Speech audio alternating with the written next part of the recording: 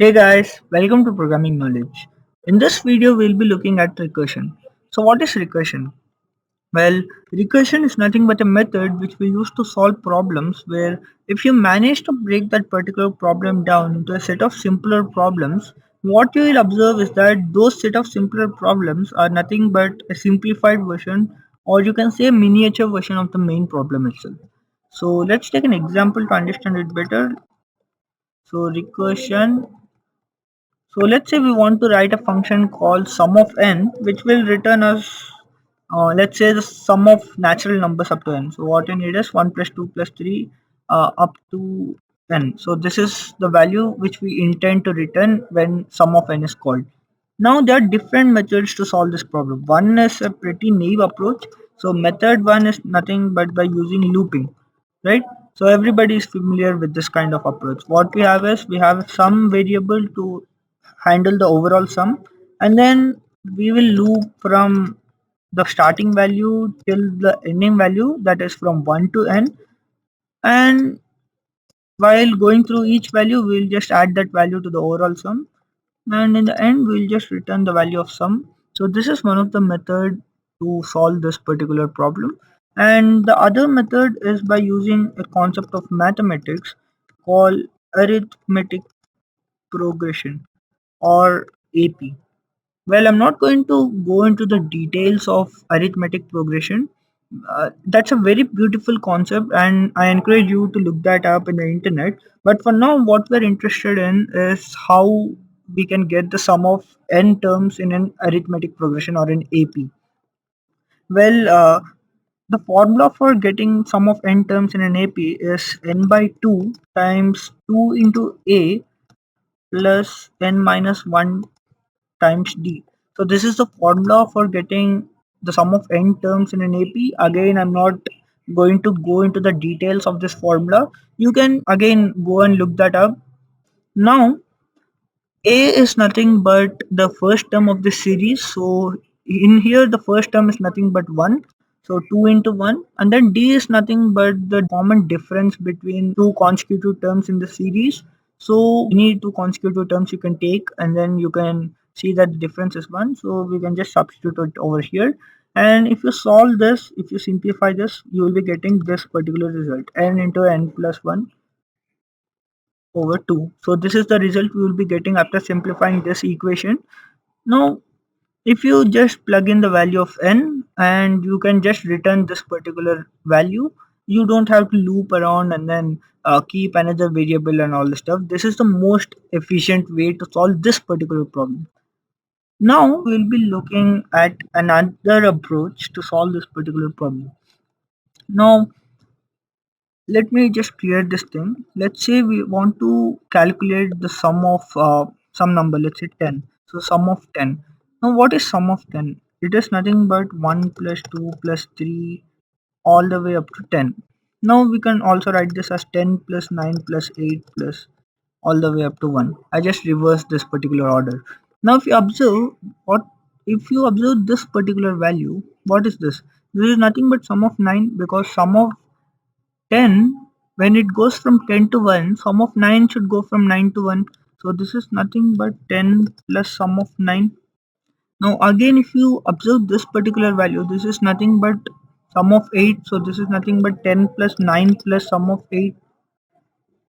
So in a nutshell, if you want to just generalize this, you can say that sum of n is nothing but n plus sum of n minus 1, right?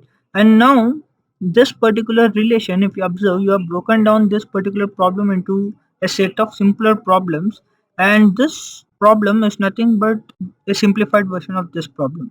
So this is what is called recursion. Now, before trying to code this thing, we need to understand that recursion should have a limit.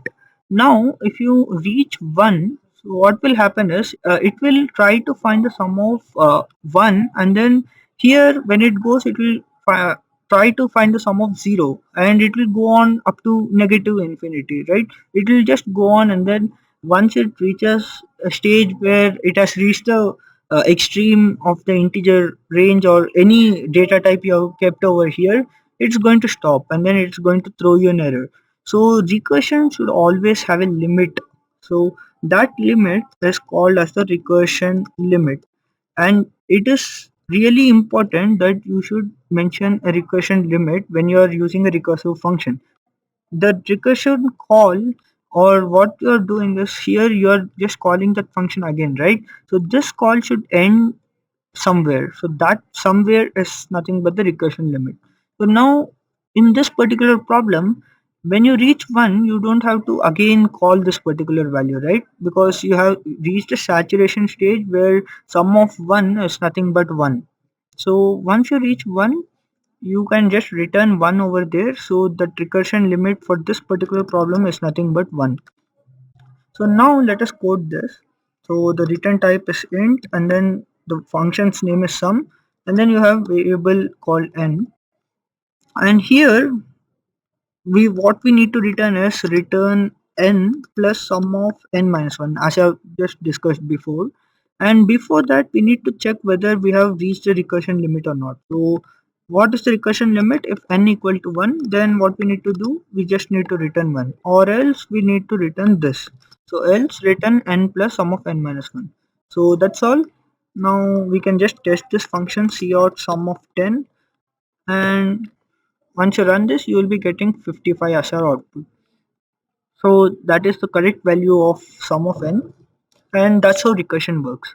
Now this is a very bad example to actually explain recursion, because recursion is not generally used where it is not needed. So recursion actually takes up lots of memory. So here if you observe, if I just call it with the value 10, it is going to again call this particular function with the value 9, and again 8, again 7, and so on. So every time it calls, a new value of n is created. So what is happening is, effectively, if you calculate the space of space required for running this particular problem, so for n equal to 10, it is taking 4 into 10 bytes, right? 4 is nothing but 4 bytes, which is the size of an integer, and then 10 is because it's getting called 10 times. So this is effectively 40 bytes of memory, right? And if you take the first case, let me write this. This is the third case, right? This is by using recursion. Now, first case, if you observe, which is by using looping, what we are doing is, we have three variables, that is sum, n, and then I. So it is nothing but 3 into 4, which is 12 bytes. Now that has drastically reduced the size, right?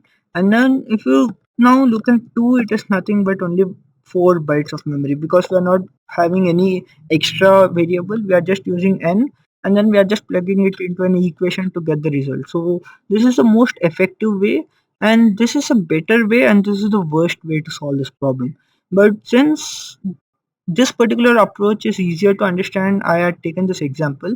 Mostly recursion is used where you can't figure out a generalized looping solution to solve a particular problem. So that particular example includes something like finding, let's say, paternal ancestor of a guy. So let's just take a family tree example. Just search for family trees in the internet, and then let's take an example. Let's say, okay, this one. So this one is like a tree. So here you can see that this is, let's say, Tom, and then Tom has a mother and a father, and his father again has a father and mother, and mother again has a father and mother, and again that hierarchy continues.